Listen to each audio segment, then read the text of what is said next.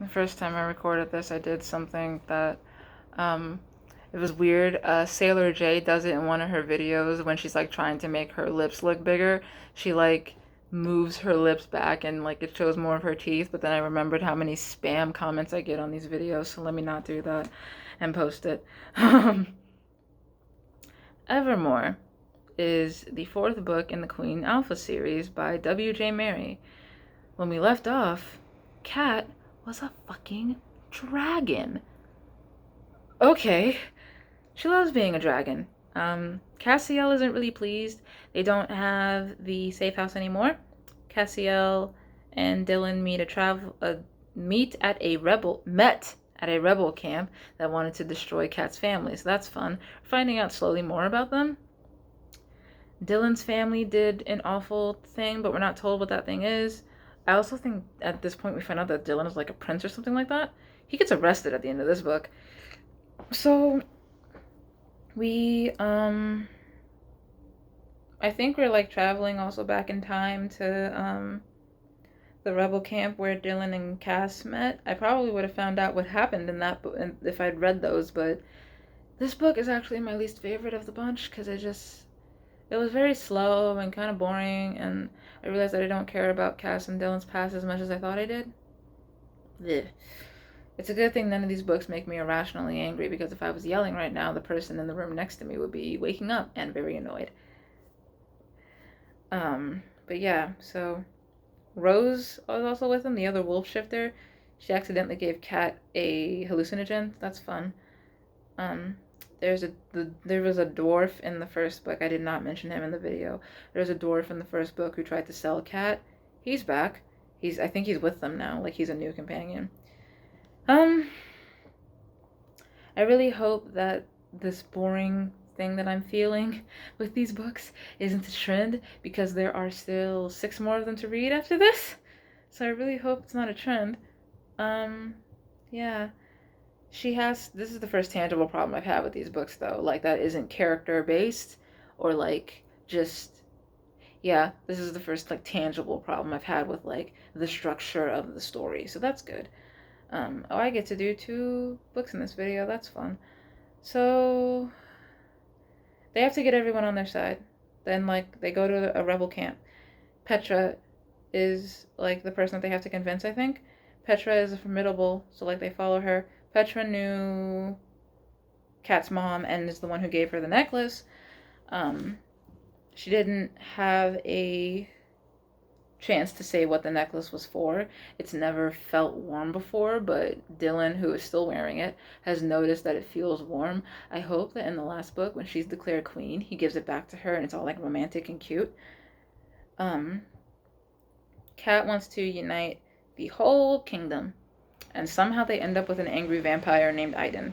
Or Aiden, whatever. They go to the capital of Bellaria, which is Dylan's home, and he is arrested. That's where the book ends. So at least, even though I was bored in the middle, by the end of it, I was like, what? So that was fun. There's lots of walking and talking. The tension is less palatable in this book. I do not like Rose. She gets in the way. I think she's supposed to be like a third wheel. I hate her. I don't like her. I want Dylan and Katerina to end up together. But we get to know more of Dylan's deal, which he's been secretive this entire time.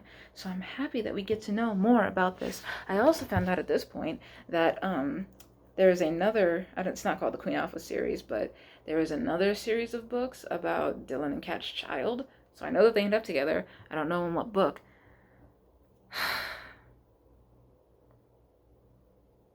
Also, it was at this point that I realized that there are 2 more Dragon Assassins books and there aren't just 6, which is why in the last one I said 4. Because, no. If there are 2 more and there aren't just 6, there are 8 now.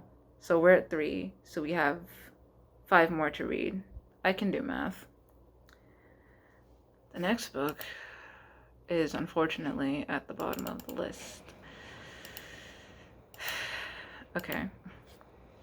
I really hope this is the last, like, super erotic lit that I read. I think from here on out, the only erotic lit that I'm going to read is going to be through recommendation. And if I realize that a lot of the recommendations are just trolls, I'm not doing it ever. So I don't know why people like to watch others suffer on YouTube.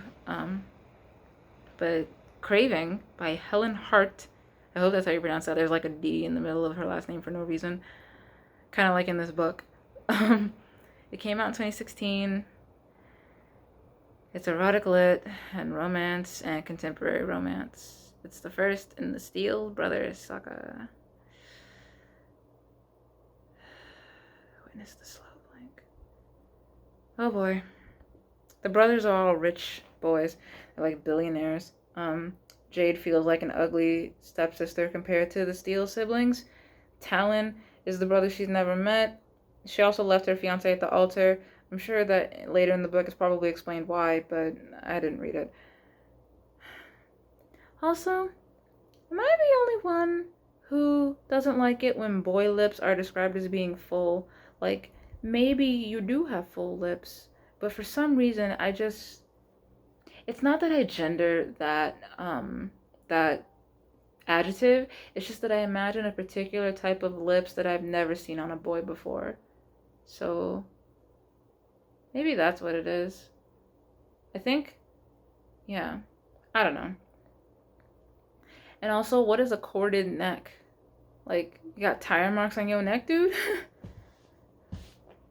What? I also, realized that because I went to a small school, this is all just notes about the characters. I didn't know what the plot was. Because I went to a small college, I wasn't quite aware of what an agriculture major would have been. I don't think you can just major in agriculture. Maybe you can in like the Midwest of America. I don't know that you can do that, but yeah. I I guess like in my head that's like an environmental or ecological major. I have no clue. Talon is rude. I was 2 chapters in when the involuntary twitching began. When a book pisses me off a whole lot, I start twitching involuntarily and make a really loud, like, grunting sound because I just get. Let me see if I can recreate it quietly. I do that. I just get really, really angry, and that's the only way I can think of to like express my anger without punching things. Because I can't punch my Kindle, that'd be bad. Talon wants her, and I'm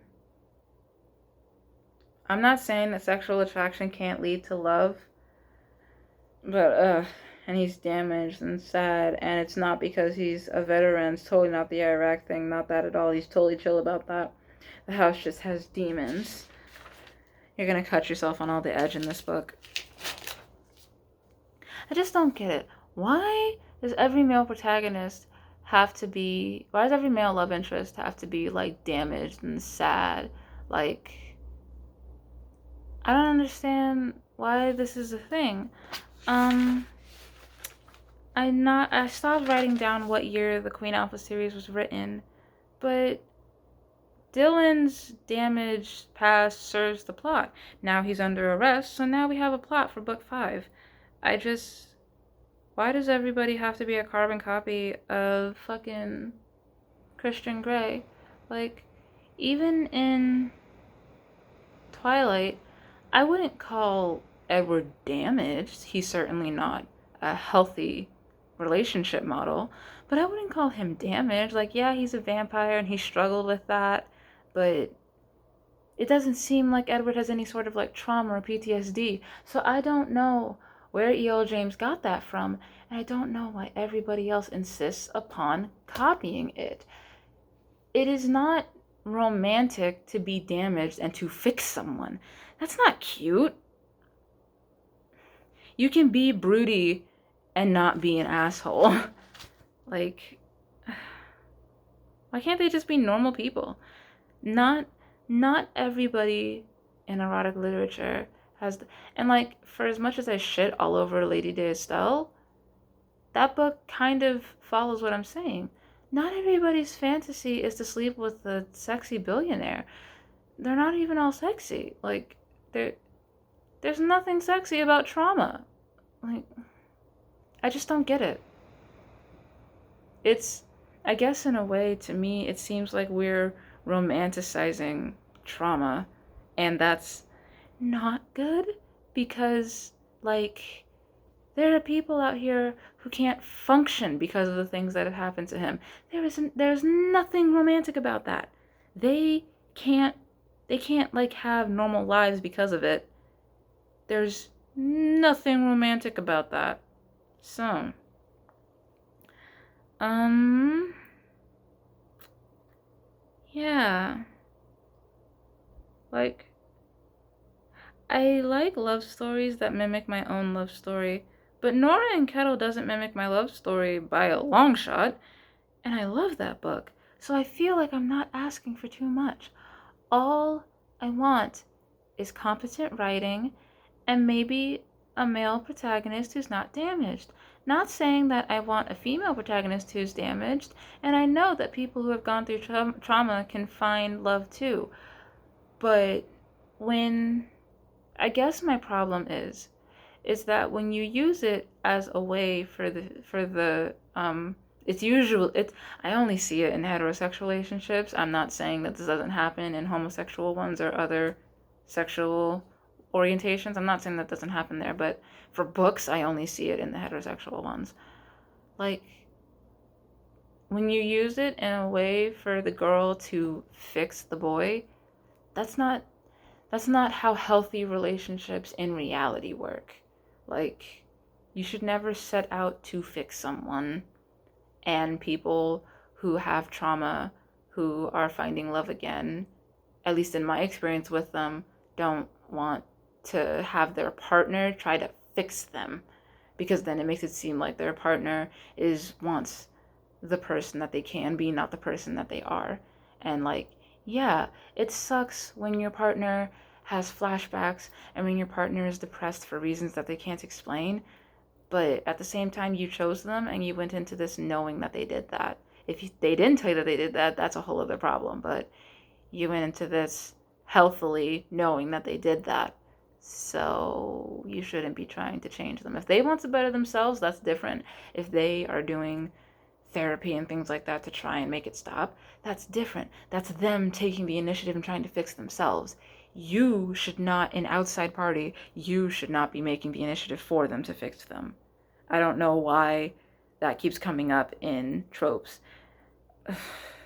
Also, the only one of these that I have seen that involves therapy, ironically, is 50 Shades of Grey. Not that that therapist is doing him any good, but yeah.